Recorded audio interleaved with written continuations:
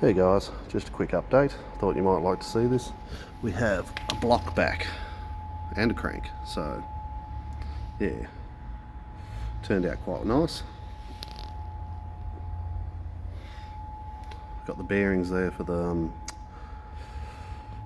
auxiliary shaft, or whatever you call it, that goes through here. Yeah, she should be coming along in the next couple of weeks, so yeah, I'll keep you posted, and yeah, keep an eye out for it. It's going to be good. We'll go through the whole assembly process of this thing, so yeah, have fun, and I'll see you guys in the next one.